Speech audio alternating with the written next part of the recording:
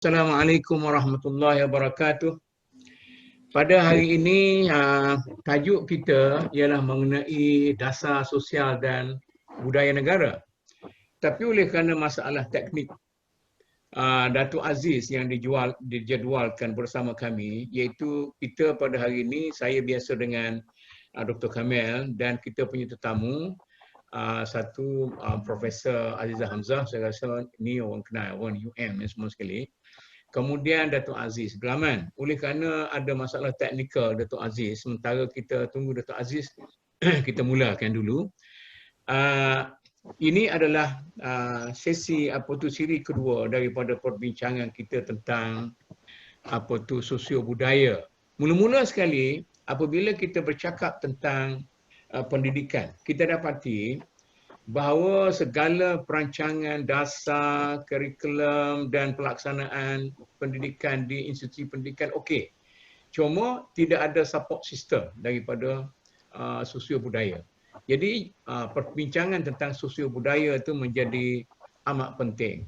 Oleh kerana itu sebelum ini kita telah bincang dengan satu pasukan lain yang terdiri daripada dua panel jemputan juga. Itu kita telah bincang bagaimana sebenarnya realiti sosio budaya yang terdapat di kalangan orang Islam Melayu di negara kita ini. Dan kita telah dapat satu kesimpulan sementara. Jadi hari ini kita nak tengok dasar-dasar yang ditentukan oleh kerajaan. Sebab kita dapati dalam pendidikan, dasar kerajaan jelas, tapi masyarakat kita tak berapa mengamalkan sosio budaya yang baik. Jadi kita nak tengok dasar-dasar sosio budaya yang terdapat dalam masyarakat kita, ada berapa banyak, sama ada membantu atau tidak dan sebagainya. Tapi sebelum tu saya nak pergi kepada rakan saya dulu, rakan sebaya saya dulu, Dr. Amir. Cuba bagi prinsip-prinsip sebenarnya. Sebab kita bila cakap dengan Melayu Islam, bagaimana Islam mahu supaya sosio budaya kita ini dalam bentuk apa dan sebagainya. Lepas tu baru saya nak pergi kepada Profesor Azizah. Bismillahirrahmanirrahim. Assalamualaikum warahmatullahi wabarakatuh. Waalaikumsalam. Bila kita bincang soal sosio budaya, dia terlalu luas. Dan kalau kita nak padankan dengan ajaran Islam, dia menyangkut seluruh kehidupan. Daripada isu keluarga yang paling kecil sampailah kepada isu seluruh umat Islam di dunia. Jadi dalam Al-Quran sendiri kalau kita kaji dan dalam hadis Nabi, terlalu banyak ayat-ayat dan hadis-hadis yang membincangkan soal sosio budaya ini. Sebab dia menyentuh soal kehidupan secara keseluruhannya dan juga menyentuh soal peradaban. Jadi oleh sebab itu, kalau kita pergi kepada yang paling kecil, soal kekeluargaan. Dalam Islam, melihat kekeluargaan itu suatu yang suci. Dan kekeluargaan itu tempat aman, ditaskunu ilaiha. Wa ja'ala bainakum mawaddatan wa rahmah. Orang sibuk macam mana pun, bila balik ke rumah ada sakinah, ada perasaan rasa aman, tenteram, tidak ada lagi hiruk pikuk dan sebagainya. Tapi yang berlaku kadang-kala rumah itu tidak menjadi baiti jannati. Bila tak di baiti jannati, maka di rumah itu juga menjadi neraka dunia. Begitu juga dalam saiz yang lebih besar. Dalam Islam menekankan soal kemasyarakatan, wa ta'awanu 'alal birri wat taqwa. Bekerjasama dalam segala hal yang membawa kepada kebaikan dan menjauhkan daripada kerjasama dalam perkara-perkara keburukan. Kemudian ayat-ayat lagi yang menyuruh kita bersatu padu. Kalau kita berpecah belah, dia akan menghancurkan kita atau sekurang-kurangnya melemahkan kita. Dalam skop yang lebih besar umat, innamal mu'minuna ikhwatun. Orang Islam itu bersaudara. Kemudian Nabi tekankan lagi, al-mu'minu lil mu'mini kal bunyan. Yashuddu ba'duhu ba'dah. Dalam bahasa sosiologi, bila Nabi gambarkan masyarakat orang Islam ini seperti satu bangunan yang memperkukuhkan antara satu sama lain. makna bangunan yang kokoh. Dan Nabi pula melarang membuat kerosakan dalam masyarakat sehingga digambarkan seperti seorang yang naik kapal bersama-sama dengan orang lain. Kemudian dia menebuk kapal itu sehingga masuk air. Maka itu adalah kita sebut sebagai orang-orang yang antisosial. Kemudian lebih daripada itu lagi, Islam menekankan kasih sayang. Sehingga Nabi kata tidak ada iman kecuali ada kasih sayang. Dan kita belajar di sekolah agama dulu. Masuk kelas 1 tu belajar ada satu hadis Nabi. La yu'minu ahadukum hatta yuhibba li akhihi ma yuhibbu li nafsihi. Tidak beriman seseorang kamu kecuali dia mengasihi saudaranya, mencintai saudaranya seperti mencintai diri sendiri. Jadi dalam konteks yang begitu besar sekali, maka kita lihat bahawa dalam Islam ini mengukuhkan keluarga, mengukuhkan masyarakat dan mengukuhkan umat secara keseluruhannya. Dan satu lagi, kalau kita nak bincang lebih panjang lagi, maka dalam isu sosiologi ini, kita satu kena bincang dari segi struktur masyarakat. Yang kedua, kita kena bincang sistem masyarakat. Dan yang ketiga, bahawa kita bincang budaya dalam masyarakat. Dan ketiga-tiga ini adalah berkait di antara sama lain. Dan Islam ada sendi-sendi yang mengikatkan di antara tiga perkara itu untuk kita sedar dan kita bangkit menjadi satu sama yang kuat. Okey, Dr. Kamil. Ya. Terima kasih. Nampaknya Islam mempunyai suatu dasar yang agak komprehensif berasaskan kepada Al-Quran dan As-Sunnah dan kepada mungkin pandangan-pandangan para ulama, dan kita tahu seorang tokoh ilmu sosial adalah Ibn Khaldun dan sebagainya. Itu kita boleh perincikan kemudian. Nak pergi kepada Profesor. Prof, macam mana di Malaysia kita ni, baru ni kita cakap tentang institusi sosial, budaya dan sebagainya. Tapi tidaklah menghalang Prof nak sebut balik benda-benda macam itu sebab baru ni orang lain. Jadi kalau boleh introkan apa yang sebenarnya ada. Jadi kerajaan cuba kontrol perkembangan sosio budaya dalam masyarakat kita melalui beberapa dasar. Boleh Prof bagi tahu dasar-dasar yang ada? Siap. Assalamualaikum Prof Emeritus Dato' dan Dr. Kamil. Suara tak apa jelas Prof. Oh ya. Okey, kuat sikit. Okey dah. Kuat sikit. Ya. Kuat suara sikit ini. Okey. Dato', apabila kita melihat dari sudut pandangan seorang pengkaji produk budaya dalam kalangan kita, dalam industri media, dalam sebab media ini adalah kebahagiaan yang rapat sangat dengan ahli-ahli masyarakat. Dan media sekarang, media lebih kita boleh corakkan sebagai bangun media, makan media, tidur media. Dia amat begitu sebati dengan kehidupan kita sebagai ahli masyarakat. Jadi saya rasa pihak yang telah meletakkan asas perlembagaan persekutuan telah memikir tentang perkara-perkara tersebut. Lalu dihasilkan pelbagai dasar-dasar kemakmuran bersama. Ya? Memandangkan bahawasanya kita amat mempunyai suatu budaya yang amat diverse, ya, amat pelbagai. Jadi saya rasa pihak kerajaan dari mula lagi telah meletakkan asas-asas faksi utama untuk menangani rakyat dan bagaimana rakyat menghasilkan produk-produk media, menghasilkan hasil-hasil intelek budaya, hasil-hasil budaya kita. Jadi pada permulaannya kita boleh fikirkan tentang seperti dasar pendidikan. Lepas itu kita ada dasar-dasar tentang kebudayaan. Lepas itu kita fikir tentang dasar-dasar sosial. Dan setelah negara semakin maju, ya, lepas kita merdeka, negara semakin maju, pihak kerajaan telah memikirkan perkara-perkara lain yang penting. Umpamanya apa yang saya sebut tadi iaitu dasar kemakmuran bersama, dasar, even ada dasar wanita. Dan sekarang ni untuk memantau ya perkembangan, katalah perkembangan hal-hal sosial dan budaya, diadakan dasar-dasar baru seperti dasar kreatif, dasar buku pun ada ya.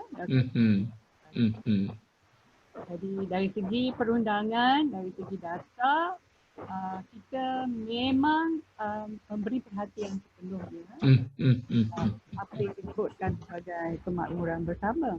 Ya. So dari segi Prof, undang, saya ambil satu contoh je lah. Katakanlah fenomena langit terbuka, di mana dunia kita, Malaysia kita terdedah kepada semua dunia kan. Ada cukup ke tidak dasar kerajaan untuk menjaga masyarakat kita daripada budaya mereka itu dirosakkan oleh semua informasi daripada luar dan sebagainya? Datuk Prof, saya selalu bercakap dengan para pelajar tentang dasar langit separuh terbuka. Ya. Saya tidak mengatakan bahawasanya kita mempunyai dasar langit terbuka. Kita mempunyai dasar langit separuh terbuka, separuh tertutup. Okey. Dan begitu. Untuk itu saya rasa kerajaan kita amat berwaspada. Sebab undang-undang kita ya ketat ya dari segi menangani ya industri media, industri penyiaran, industri terutama sekali industri cetak.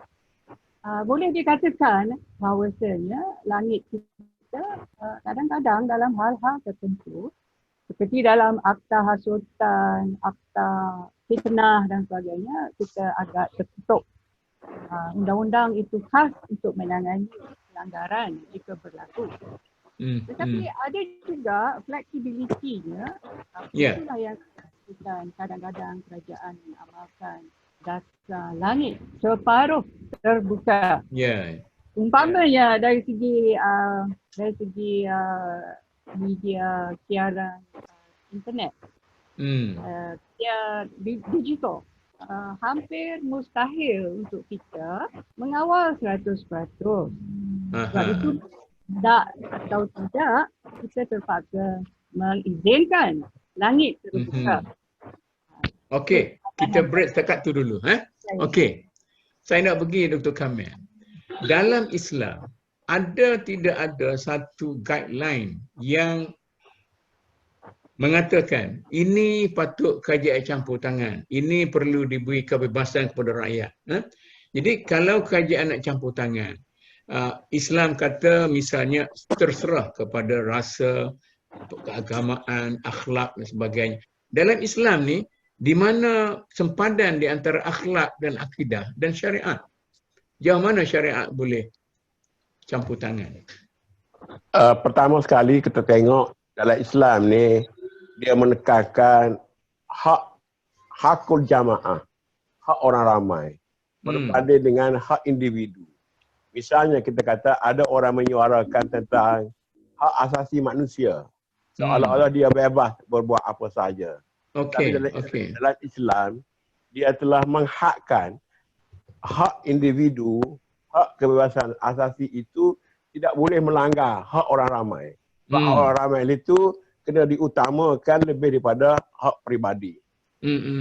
Cuma dalam dunia yang kita kata tanpa sempadan ini, yang merisaukan kita ialah tentang, saya baca satu kajian di negara-negara Islam, termasuk Arab, Pakistan dan sebagainya, terutama di kalangan orang muda, yang banyak mereka cari 3 perkara. Satu, cinta. 2, seks. Dan ketiga, jenayah. Jadi ini perkara yang banyak dicari, di-search oleh peminat-peminat dalam media sosial ini. Kemudian yang paling penting sekali dalam soal pemberitaan, soal apa yang disebut oleh Prof tadi ialah Dalam Islam menekankan tentang berita atau apa yang disampaikan itu selain daripada bebas, kita harus menjaga kebenaran.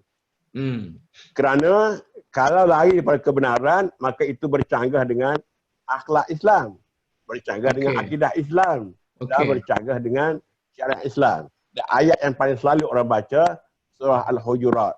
In ja'akum fasiqun binaba'in fatabayyanu an tusibu qauman bijahalah.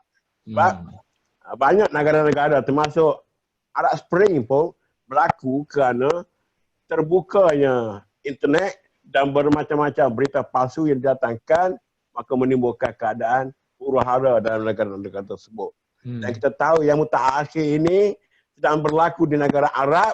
Algeria akan dikerak 2, Libya akan dikerak 2, Saudi Arabia akan dikerak 2, Yaman juga akan dikerak 2. Dan ini ada peranan-peranan selain daripada kuasa besar, juga adalah pertelagahan sama sendiri dalam media-media mereka. Okey.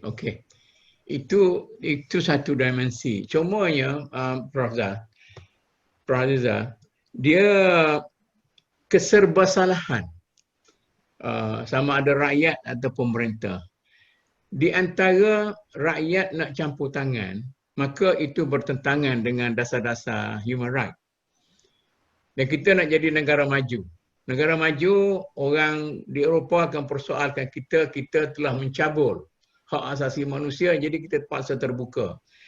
Kita nak terbuka, maka kerajaan kata ataupun para pemimpin kata terserahlah atas diri sendiri. Kitalah yang boleh menapis. Sedangkan dari segi budaya warisan, kita cukup hebat. Cuma mungkin dari segi budaya moden ini, kita filter kita tidak apa kuat. Di mana kelemahan pribadi orang kita sekarang? Saya rasa dari segi kreativiti, memang bangsa di Asia punya budaya kreativiti yang cukup bagus. Malahan saya rasa melebihi daripada apa yang dicapai oleh pihak barat. Dan ia mempunyai nilai-nilai yang sebati dan dapat kita terima dengan senang. Kita orang-orang Asia, kita orang-orang Islam. Tidak berlaku apa percanggahan dari segi nilai dan sebagainya. Jadi saya kata, kalau kita nak buka langit kita sepenuh-penuhnya, maka akan berlaku pergeseran di antara nilai-nilai kita, ya, nilai-nilai budaya Timur, budaya Islam. Dari situ kita memerlukan, itulah kita memerlukan para pemikir yang terdiri daripada pakar budaya, pakar sosial, pakar tentang hal ehwal kebudayaan untuk mengadakan suatu asas yang boleh kita tonjolkan tentang liberalisasi kita. Liberalisasi itu bukan hak barat semata-mata. Tempat kita pun ada pendapat-pendapat kita yang cukup liberal, yang bercorak global. Cuma apabila pihak barat ingin menekan kita, seperti yang Dr. Kamil kata, mereka ingin memecah belahkan negara-negara Islam. Itu merupakan agenda mereka dari sekian lama. So apakah kita perlu sebagai orang Islam? Apakah perlu kita buat untuk mengurangkan? Mungkin untuk bertahan 100% tak berdaya, Prof. Sebab mereka terlalu kuat dan negara Islam begitu berpecah belah pada masa ini. Jadi kita harus menghasilkan sesuatu yang tidak boleh ditolak oleh mana-mana pihak. Sesuatu yang murni, sesuatu yang mempunyai message, kurang-kurang message keamanan. Kita merupakan sebuah agama yang amat sinonim dengan keamanan. Itu perlu kita tonjolkan supaya tidak ada apa-apa alasan untuk mereka datang untuk memecah belahkan kita. Dan seharus ada suatu nilai diri yang kita tonjolkan yang amat pro-sosial, yang boleh diterima di peringkat global. Ya. Kita boleh melakukan semua itu dengan dasar-dasar yang seperti saya katakan. Dasar kreatif negara, kita menghasilkan produk-produk budaya yang dihormati, yang diterima oleh masyarakat sejagat. Mereka tidak mempunyai suatu monopoli. Ya. Jadi saya macam ni kan, okeylah. Nak tanya Prof Zah lagi. Liberalism. Saya kalau kita nak bandingkan orang di Saudi atau di negara-negara dan orang Islam di barat, di England, di Amerika dan sebagainya. Sebuah negara-negara yang barat yang begitu liberal. Tetapi keislaman mereka itu nampaknya tidak terjejas berbanding dengan apa yang Hasan Nadawi mengatakan, kita berada di dalam dalam kurungan besi ataupun dalam apa yang Hasan Nadawi kata dalam tembok, di belakang tembok. Bila pecah, Aramco memecahkan tembok Arab Saudi itu, dipecah sampai dia pergi ke Amerika penuh dengan kasino, orang kata, dengan pakai jubah sebagai semua sekali itu. Ini maknanya seolah-olah hidup secara liberal itu tidaklah bertentangan dengan Islam, sebab liberalisme itu pada setakat yang tertentu boleh diterima oleh Islam. Saya tanya dua-dua ni, Dr. Azizah nak jawab dulu pun okey. Macam mana kita nak imbangkan antara konservatif, liberal dalam masyarakat kita ni pun? Dr. Kamil, silakan. Dr. Kamil. Islam ni cukup pragmatik. Tapi bukannya pragmatism, tapi pragmatik. Maknanya tempat patut buka, kita buka. Tempat patut kita tutup, kita tutup. Kita satu contoh saya bawa. Mungkin Malaysia belajar daripada Jerman Timur, Jerman Barat, pecah. Pakistan Timur, Pakistan Barat, pecah. Korea Utara, Korea Selatan, pecah. Malaysia pun dulu kita namakan Malaysia Timur, Malaysia Barat. Tapi sejak beberapa tahun dah ni kita dah tukar istilah tu. Kita tak kata lagi Malaysia Timur, Malaysia Barat. Kita kata Semenanjung, Sabah dan Sarawak. Jadi kita jauhkan daripada menggunakan istilah Barat dan Timur. Walaupun benda tu kecil, tapi dari segi ilmu penyebaran, ilmu komunikasi penting. Dan saya nak menyentuh soal dasar ni. Dasar kebudayaan kita ialah dasar kebudayaan 1970. Kalau Datuk Aziz ada, Datuk Aziz boleh confirm lah. Di mana Islam, di mana budaya Melayu menjadi budaya trust. Dan Islam juga menjadi sebahagian daripada budaya Melayu yang menjadi trust kepada budaya Malaysia. Dengan tidak menafikan budaya-budaya bangsa-bangsa lain. Seperti China, India dan bangsa Bumi Putra. Tapi satu kajian daripada Universiti Kebangsaan Malaysia, satu tim membuat kajian, kita gagal sebab maknanya tidak berjaya sepenuh. Sebab satunya di kalangan pelaksana dasar itu sendiri tidak faham dasar tersebut. Dan yang kedua, etnik-etnik yang ada di Malaysia ini berbeza daripada di Indonesia. Mereka semua kuat semangat patriotisme dan semangat nasionalisme. Tapi dalam budaya kita ini, masing-masing etnik memperjuangkan budaya dan kesenian masing-masing. Tapi kalau mereka berjuang untuk etnik mereka dengan tidak melanggar etika-etika, tak apa. Sebab itu saya tengok bahawa ni, waktu kerajaan sebelum ni, dia nak tukar daripada dasar kebudayaan kebangsaan kepada dasar kebudayaan negara. Saya tak tahu apakah benda itu berlaku lagi sebab dikatakan dalam bulan 9, bulan 10 ni akan dikemukakan dasar baru itu. Ini kerana mungkin dasar yang lama itu tidak begitu berkesan.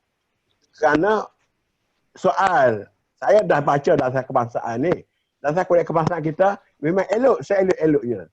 Tetapi di Malaysia ni macam bab-bab lain lah. Kita lemah dari segi pelaksanaan. Misalnya kita katalah pelaksanaan tulisan Melayu, pelaksanaan iklan tulisan Jawi dan sebagainya. Jadi kita tidak ada kekuatan dari sudut pelaksanaan. Sehingga dari segi bahasa pun kita tengok macam Dewan Bahasa dan Pustaka. Tidak boleh mengambil tindakan bagi kedai-kedai yang melanggar etika bahasa kita. Jadi pelaksanaan terlemah. Kita pick yang ni. Peraziza, kita pick yang ni. Dasar tu dah okey. Mungkin dalam pelajaran baru ni pun kita setuju dasar tu okey. Tetapi satu pelaksanaan dan yang kedua semangat patriotik tetap tinggi. Sama ada di kalangan orang Melayu sendiri ataupun di kalangan apatah lagi orang bukan Melayu dan sebagainya. Cinta ke negara kita secara bersama. Kita punya rasa tidak tinggi. Kita ambil dasar dari segi pelaksanaan lemah. Betul kan ni satu tuduhan? Lemah dari segi pelaksanaan ini. Saya kata tu berdasar kepada yang dibuat oleh satu tim daripada Universiti Kebangsaan Malaysia. Dan benda-benda ni boleh dibaca dalam Google, masukkan saja dasar kebudayaan kebangsaan, maka dia ada satu ruangan di mana kajian tim ini menunjukkan bahawa kita tidak berjaya sepenuhlah sebab kelemahan-kelemahan pelaksanaan. Okey, saya nak pergi pada Prof. Zizah. Cuba ulas sikit mengapa dan bagaimana kita boleh menjadi lemah macam tu pelaksanaan. Saya mengambil perhatian pertama sekali dalam kes-kes pelanggaran. Tidaklah begitu buruk seperti yang dibincang tadi. Masyarakat Melayu dan etnik lain di Malaysia amat akur dengan perlembagaan persekutuan, dengan artikel 10 tentang kebebasan bersuara. Dan lagi apabila ada kegiatan media sosial yang tidak terkawal, ataupun ada pelbagai undang-undang dalam Akta Komunikasi dan Multimedia 1999, tapi kita lihat bahawasanya di sinilah berlaku banyak pelanggaran. Kerana mereka, saya rasa, mengingatkan bahawa ruang cyber itu mempunyai suatu anonymity, orang tak kenal, orang tak, padahal MCMC, Suruhanjaya Multimedia, Komunikasi Multimedia mempunyai teknik untuk mengesan. Dari situ saya rasa masyarakat Malaysia harus diberi peluang untuk membuat suatu pengubahsuaian apabila mereka berpindah daripada media konvensional umpamanya kepada media sosial. Sama juga dengan masalah Islamofobia, Prof yang dihormati. Islamofobia, kenapa berlaku begitu banyak Islamofobia? Kerana kandungan-kandungan yang dihasilkan oleh mereka yang bersifat anti-Islamik. Seperti yang Dr. Kamil bincang tadi, kemungkinan ini adalah agenda untuk memecahkan dunia Islam. Kita kaitkan ke situ. Maka apa yang perlu kita buat? Kita harus menghasilkan visual tentang agama kita, tentang budaya kita yang pro-social, yang menunjukkan bahawasanya kita mempunyai isu-isu lain yang penting juga. Isu pendidikan, isu sains dan teknologi. Orang semua nak pergi ke planet Mars, kita pun harus menunjukkan kesediaan untuk ke arah itu. Tapi sebagian besar masyarakat kita masih lagi tertinggal. Minta maaflah kita masih dalam minda kelas ketiga. Kita percayakan benda-benda yang tak penting. Kita suka mendengar fitnah. Kita suka sangat mendengar berita-berita palsu. So, bila kita nak berpindah ke minda kelas pertama, yang mana kita menangani isu-isu ekonomi, isu-isu geopolitik, isu-isu pergi ke marih dan Okay. Ya, so saya rasa Prof Emeritus Datuk, dari segi pendidikan Islam, dari segi pendidikan yang kita harus merangka kandungan, kurikulum dan pendekatan-pendekatan yang lebih, apa perkataan yang kita nak katakan, yang lebih strategik, yang lebih sekarang sudah sampai tahap kritikal ya. Kita harus menguasai. Kalau dalam bidang media, kita harus menguasai visual tentang Islam. Kita tak nak tengok ISIS terlalu diwar-warkan. Ya? Jika ada image-image seperti itu, kita perbetulkan. Maknanya secara global, ya, pemikir-pemikir Islam ya, harus duduk di suatu ruang dan memikirkan untuk menghasilkan visual yang saya kata tadi, pro-Islamic, pro-social dan yang dapat membina image-image yang lebih sifat modern ke, tak sesuai lebih modern dan lebih logik. Masuk ke era Linda kelas 1. Science technology. System economy. Okey, terima kasih Prof. Saya nak bawa soalan Prof tu kepada Dr. Kamil. Prof Azizah kata peranan para ulama dalam membentuk suatu ekosistem budaya yang cukup positif di kalangan masyarakat kita, apakah ini dapat dilakukan oleh para ulama dan pendakwah yang ada sekarang? Apakah mereka mampu, berhasrat, ataupun mereka lebih suka berretorik, tenggelam dalam retorik yang tentang perkelahian antara Wahabi dengan ahli sunnah wal jamaah, perkelahian dengan Islam liberal dengan Islam konservatif dan sebagainya. Jadi itulah yang portret oleh sekarang ni. Masalahnya masyarakat Islam itu budaya dia sangat rendah, memfitnah dan tidak ada satu budaya-budaya tinggi.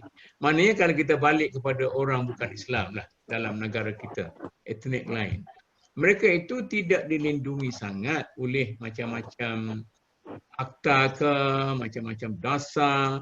Dalam bisnes mereka itu berjaya.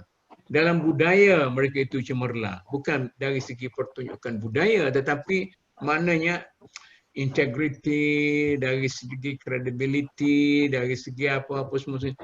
Sebab sebenarnya yang perlu dilihat oleh para ulama yang begitu terpengaruh bagi saya dalam masyarakat kita ni, tangan yang dicium ialah dua jenis manusia saja. Satu raja dan satu ulama. Dia pengaruh dia besar, tetapi macam mana dia hasil dia tidak seberapa dalam membetulkan sosio budaya masyarakat Melayu Islam dalam negara ini. Satu, al-khitabul islami atau naratif Islam masih kabur di negara kita. Dan ini juga berlaku di negara dunia Islam lain. Sebab itu, bila Taliban dapat menguasai di Afghanistan, akhirnya dia membawa imej yang lebih buruk kepada Islam. Bukan membawa Islam yang baru. Demikian juga gerakan Islam kata di Mesir, di Sudan atau di Tunisia yang agak lebih bagus. Tapi bila mereka dapat kuasa, kerana naratif Islam itu tidak dibuat dengan baik, yang saya maksud dengan ialah bukan din itu tapi at-tadayyun itu. Sebab itu dalam masyarakat kita sekarang ni, kita kena perbetulkan balik kefahaman tentang at-tadayyun. Dalam masyarakat Melayu, Islam, at-tadayyun itu bermaksud sembahyang sunat banyak. Tapi dalam masa yang sama, tak bayar hutang. Padahal dosa tak bayar hutang itu lebih besar daripada pahala sembahyang sunat. Jadi ini antara perkara-perkara yang kalau kita nak bongkar benda ini, banyak lagi saya nak sebut ustaz-ustaz kita, ulama-ulama kita yang masih bercelaru dalam memberi naratif Islam yang baru, al-khitabul islamil jadid. Apalagi kalau kita nak bangkitkan soal, kita nak nahdah, kita nak bangkit menjadi satu tamadun yang hebat. Cuma sebelum saya berhenti, saya nak sebut kelemahan kita tadi, kenapa orang Arab datang di sini setahun boleh bercakap bahasa Melayu dengan baik. Orang Pakistan, orang Bangladesh datang ke Malaysia 2 tahun boleh fasih. Tetapi anak negeri ini yang lain daripada bangsa Melayu masih tak boleh bercakap dengan bahasa Melayu yang menjadi bahasa rasmi. Ini saya kata kegagalan pihak pelaksana untuk menentukan orang-orang yang menjadi rakyat Malaysia ini boleh berbahasa dengan petah dalam bahasa Melayu. Kalau penulisan lagi teruk. Dan yang akhir-akhir ini kita tengok bagaimana mereka memperlekehkan bendera-bendera yang menjadi lambang negara. Bagaimana dalam YouTube ke dalam apa-apa ni memperlekehkan institusi negara. Bukan saja bendera, tapi hatta raja-raja sendiri pun semacam ada satu gerakan untuk memperlekehkan. Selain daripada juga masyarakat umum memperlekehkan kedudukan ulama, ahli agama dan sebagainya. Jadi ini semua hasil daripada kelemahan pihak pengawal dan kurang kredibiliti kita, kewibawaan kita untuk menjaga rakyat dari segi mempertahankan budaya masyarakat asal di sini, iaitu masyarakat Melayu dan masyarakat Islam yang menjadi terah kepada kebudayaan kita. Okey, saya nak balik dengan Prof. Hafizah. Seorang yang bukan dari disiplin ustaz-ustazah ini, tetapi cukup berminat dengan perkembangan pemikiran Islam, budaya Islam dan sebagainya. Yang dikatakan naratif yang tidak jelas, yang masih kita katakan para ulama kita ni masih saya katakan tadilah benda-benda yang apa tu, seorang yang di luar disiplin ini, bagaimana Prof melihat kegagalan yang kita katakan tadi? Dr. Kamil pun setuju bahawa para ulama dan pendakwah kita gagal untuk memberi imej baru dari segi rasa beragama tadayun tu. Dari segi tadayun tu, cara dan rasa kita beragama itu gagal dibentuk dengan cara yang paling baik oleh para petugas. Jadi belum lagi kita nak sentuh petugas lain yang dari segi orang lain tak boleh nak apa-apa semua tu, dari segi yang ini. Dari segi itu saja dulu. Macam mana? Ini merupakan kawasan yang perlu ditangani dengan agak berhati-hati oleh saya. Ya. Okey. Kalau kita lihat dari segi sejarah komunikasi, ya, memang kita merupakan orang-orang yang cukup berjaya dari segi komunikasi dakwah. Okey. Dari zaman lampau. Zaman-zaman dahulu, ya, maka seluruh Nusantara memeluk agama Islam. Tentu sekali ada suatu pendekatan yang cukup berkesan yang telah dilakukan oleh para mubalik kita, para missionary kita dari Hadramaut lah, ya, kita cerita Ibni Battuta datang dan sebagainya. Dan Aceh berkembang dengan begitu, ya. So apakah yang telah berlaku selepas zaman tersebut? Apakah yang telah berlaku? Kalau kita lihat kebanyakan buku lah, ya. Minta maaf lah, saya tak baca kitab macam tuan-tuan yang saya hormati. Tapi saya bacalah juga sinopsis kitab-kitab, ya. Sebab saya dapati kebanyakan mengatakan bahawa dunia Islam selepas Renaissance yang cukup meriah zaman-zaman, ya, zaman-zaman kegemilangan Islam dahulu, selepas itu dunia Islam tertutup.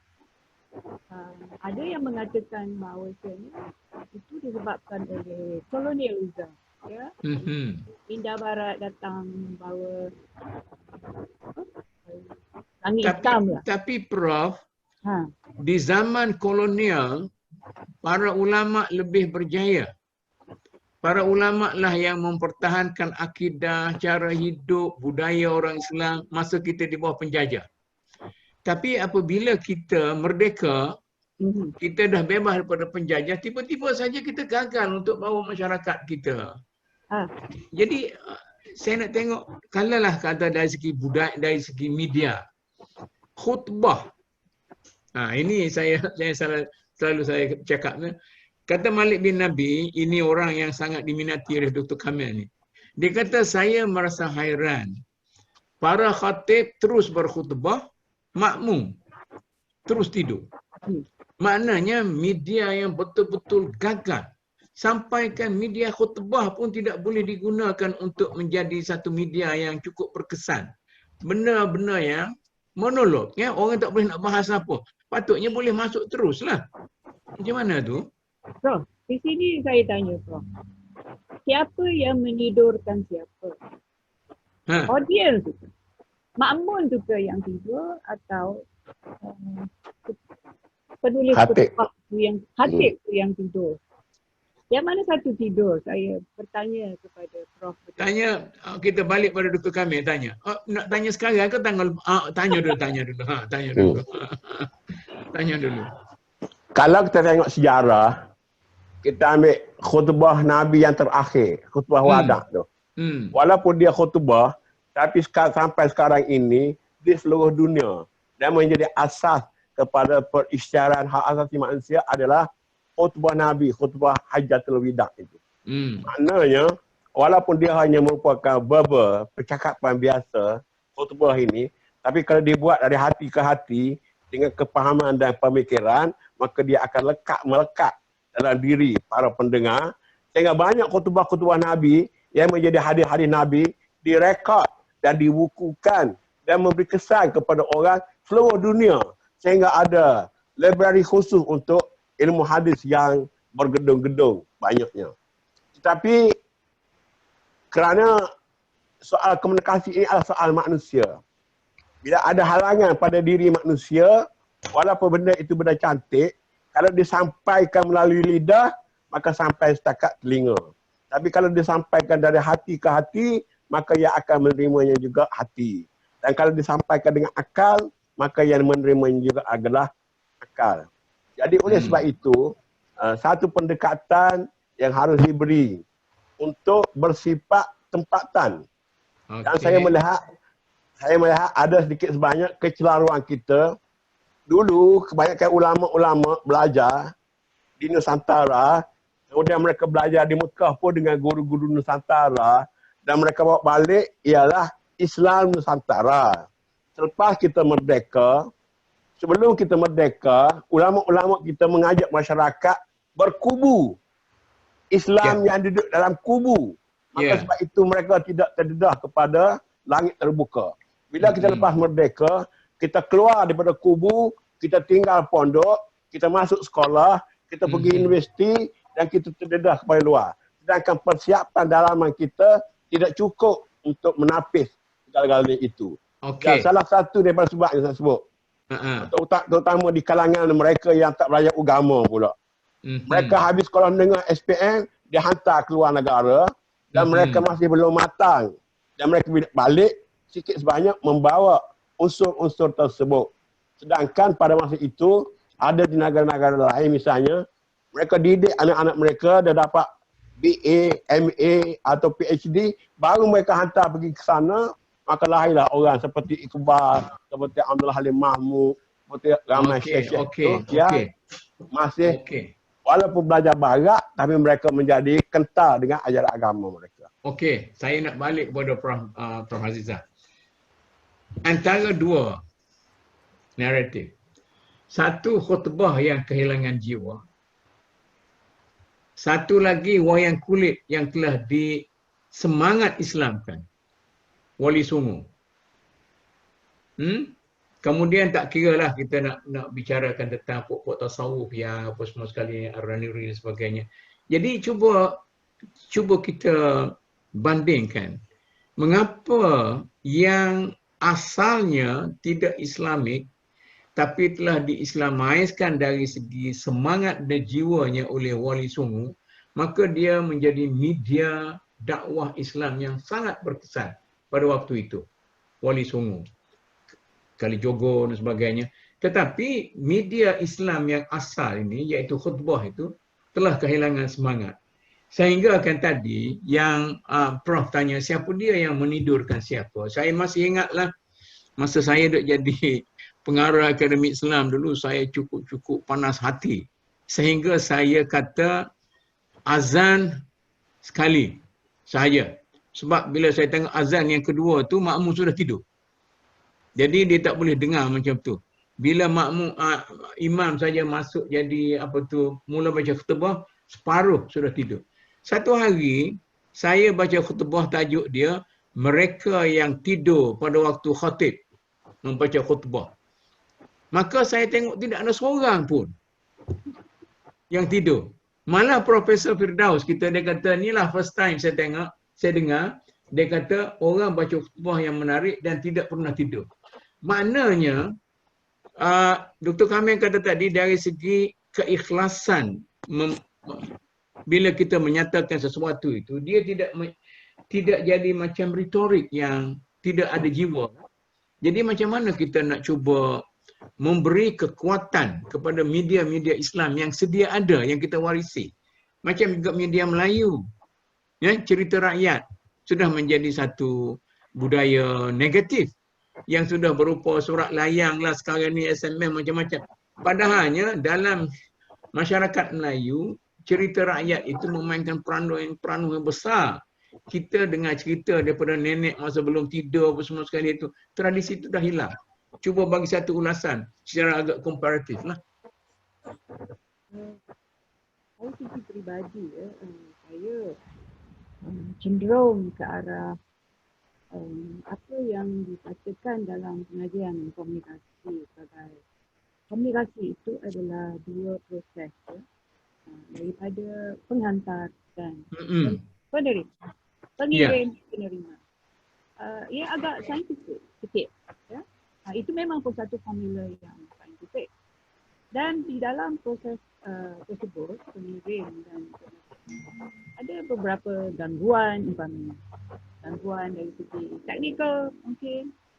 Tapi pada saya, ya, gangguan yang paling besar adalah dari segi tahap pemikiran yang ingin disampaikan kepada jemaah hari itu, ya.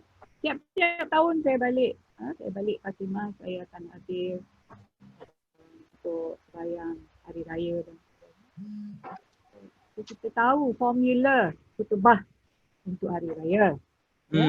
Tahu formula itu telah dikotakkan dengan sebegitu indah kepada orang yang percaya itu indahlah. Tapi dari segi penerimaan mesej hari raya itu kemungkinan kurang berjaya, ya, kerana telah dikotakkan sedemikian.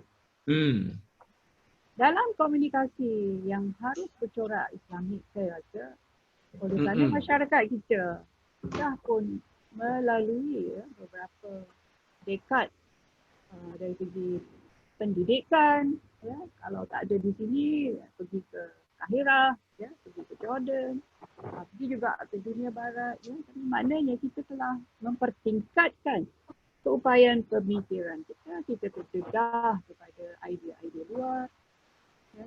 Tapi adakah mesej ataupun kandungan khutbah lah dikatakan, ya, mengikuti ya, apa yang dilalui oleh orang-orang Islam, terutama sekali pada zaman semasa.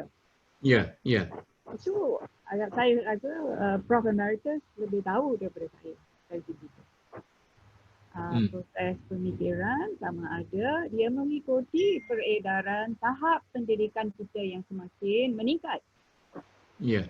Ataupun pihak-pihak yang menghasilkan teks-teks tersebut berada di suatu tempat yang tertutup. Saya rasa tidak.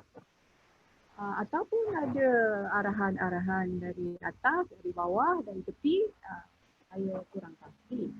Tapi dari segi teks itu, proses penyaluran itu tidak digemari oleh penerima. Boleh tak saya ungkapkan sedemikian? Okey. Boleh saya nak nyokong sikit ni? Okey, sila. Salah satu faktor saya ingat ulama-ulama dulu, ulama-ulama zaman Tok Kenali dan Tok Pulau Manis dan sebagainya, Mereka ini ahli bahasa, sastra yang tinggi. Dan kitab-kitab agama mereka disebut sebagai sastra kitab. Jadi bila mereka menulis atau mereka bercakap dengan bahasa yang bagus, dengan bahasa yang sedap, sebab mereka juga ahli bahasa. Tapi sekarang ni selepas kita merdeka, saya tengok ramai di kalangan pendakwah atau ahli agama ini tidak lagi menjaga bahasa tu. Jadi dia guna bahasa-bahasa yang rendah. Dan pagi tadi saya terima satu telefon daripada Shah Alam. Dia menceritakan dia pergi dengar kuliah. Dan kuliah tu diberi, dia tak setuju. Jadi bila saya tanya, rupa-rupanya betul-betul saya kata pengkuliah-pengkuliah ini seperti klinik-klinik biasalah. Sedangkan yang telefon saya itu pemegang PhD bidang pendidikan. Jadi dia tidak boleh terima logik yang diberikan oleh pengkuliah. Sebab apa? Sebab pengkuliah itu mungkin ada sarjana muda atau sarjana. Tetapi pendengar pula sudah capai tahap profesor ataupun dia adalah seorang pakar motivasi umpamanya. Jadi di sini kita melihat sekarang ini kesalahan pihak pentadbiran agama yang tidak mengangkat martabat para pengkuliah mereka, tidak memberi ilmu-ilmu yang khusus. Kerana pengkuliah-pengkuliah kita masih sebagai poliklinik. Tidak merupakan pakar-pakar dalam bidang. Sedangkan di masjid kita sekarang ini sebenarnya pendengar-pendengar, saya pergi mengajar katalah di Taman Tun. Pendengar-pendengar tu 5-6 orang tu datuk, ada PhD, ada macam-macam. Jadi kalau pengkuliah yang poliklinik tadi, maka akan berlaku kesanjangan antara pemberi dengan penerima. Jadi tapi bagaimana yang mendengar kuliah tu tetap dengar. Pasal dia menghormati masjid, dia menghormati institusi tu. Jadi sekarang ni mereka menghormati institusi tapi bukan orangnya. Jadi sebab itu menimbulkan konflik kepada pendengar-pendengar. Dan dia kata pula dalam masyarakat kita, kalau dia nak bertanya guru tu, orang kata dia kurang ajar, orang kata dia biadab, orang kata nak menimbulkan sesuatu. Jadi dia terpaksa mencari guru lain pula untuk menerangkan benda-benda itu. Sama-sama kalau pula cerita hudud dan sebagainya. Yang sebut yang Prof sebut tadi. Saya pun balik ke Kelantan untuk mendengar khutbah. Sama ada Raya Fitrah atau Raya Haji. Selain daripada panjang lebar, dia membawa isu-isu politik parti dalam khutbah-khutbah. Yang menyebabkan bila kita balik tu, maka buat menganjing kepada khutbah-khutbah tersebut. Bukan menerima dengan seronok. Dia masing-masing balik, orang kata menganjing. Kerana itu saya tak faham tadi, menganyi. Orang balik buat menganyi khutbah tu. Sebab 2-3 kali raya dah, dia bincang soal Melayu Islam. Dia merupakan isu politik parti dalam masyarakat. Jadi sekarang ini, kita kata kita nak mempersatukan umat, perpaduan kepada umat. Khutbah jemaah itu sendiri mencerai-beraikan umat melalui khutbah-khutbah. Salahnya jabatan agama atau media agama atau mereka yang membuat khutbah itu. Ini cerita benar. Saya sendiri dengar dengan telinga saya sendiri.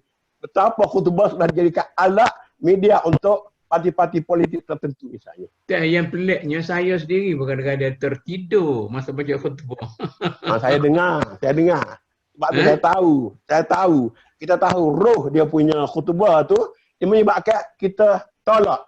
Bukan tolak kepada pembaca khutbah, tolak kepada isi khutbah yang tak tahu ke mana hujung pangkal.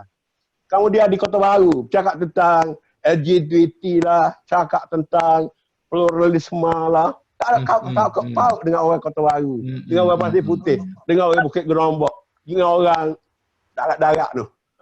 Abang saya baca khutbah, dia kata penyakit ini. Itu standard yang itulah.